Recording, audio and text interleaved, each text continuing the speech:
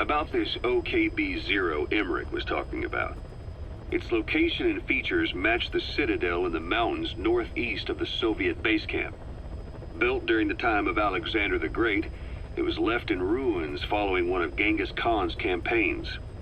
Its occupants changed time and again due to war, and it was expanded on more than one occasion. Ultimately, it fell into the hands of the Soviet philosophers. The Soviet army was using it as the headquarters of its Afghan invasion force. But it would seem that Skullface's connections with the philosophers gave him license to develop Sahelanthropus there. And that's what Emmerich was doing at the place, before he got the axe. But OKB is a designation the Soviets use for weapon design bureaus. There's no way they'd have one of those in Afghanistan. And in principle, the numbers that follow OKB are always integers above 1. There is no 0. Perhaps this was a secret facility of the Soviet and Chinese philosophers dating back prior to World War II.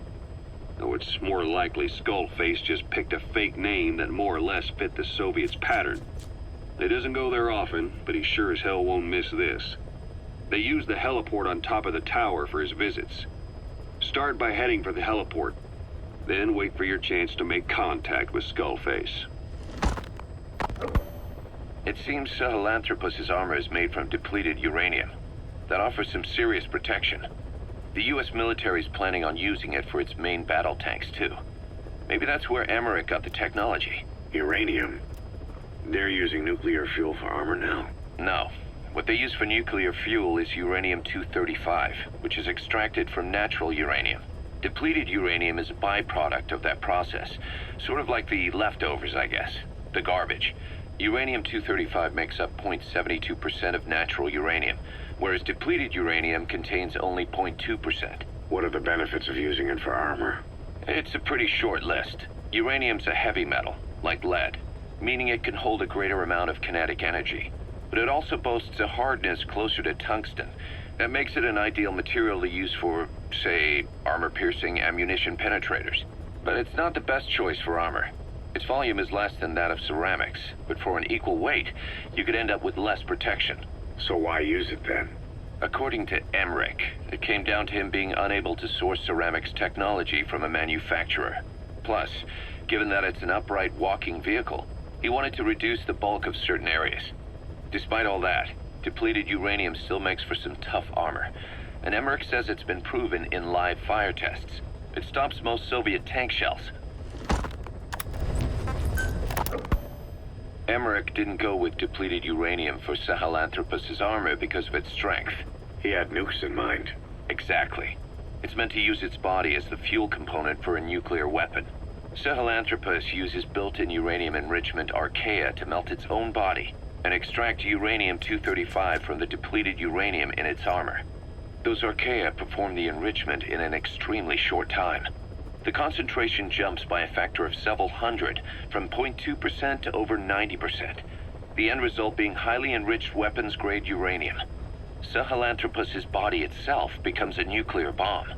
Emmerich says if it were to self-destruct, the nuclear yield would be somewhere in the region of 15 kilotons.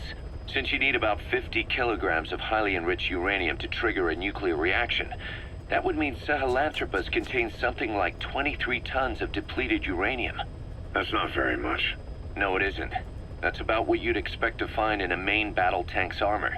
The point is, it can be transported anywhere, even use its conventional weaponry on the battlefield, and the international community will never suspect a thing. I just received word from the R&D team and the transport team out of Afghanistan. They finished installing Sahelanthropus on the base. It's ours now. All right. Don't let any of the staff touch that thing. Especially Emmerich. Of course. That guy's crush on Sahelanthropus is beyond a joke. Guess he really wants to see his tech stand on its own 2 legs this time. That's not gonna happen. I know it. So you've got no plans to make it operational again? Damn right. Boss, I want to hear it straight from you. Hear what? What the hell do you want with that thing? The drive is busted. It's not like it has a nuke on board. Even if the metallic archaea could turn it into a nuclear weapon, all it can do is self-destruct. Sahelanthropus just isn't a weapon anymore. It'll draw unwanted attention without even being a deterrent. I know. The weapon's development strut sank 2 feet under that thing's weight. That's 1 year's drop in a single night. We've started on reinforcing the strut, but there's no guarantee it'll hold up if a storm hits. I know that too. Boss, why keep it? It's a mark. Us Diamond Dogs, we don't have a country to call home. That means we have no past, nothing to prove that we lived. Every one of us threw it all away when we came here. Sahelanthropus is a symbol to show that the likes of us brought at least one crisis to its end. A mark in history. So we can't just fade away. It's of no practical use to us, but we still need it. A symbol of what we've done. I'm glad I sounded you out on this. Snake, on behalf of all of us, I want to thank you. I don't need gratitude. I need security. Keep Emmerich away from that thing. Roger that.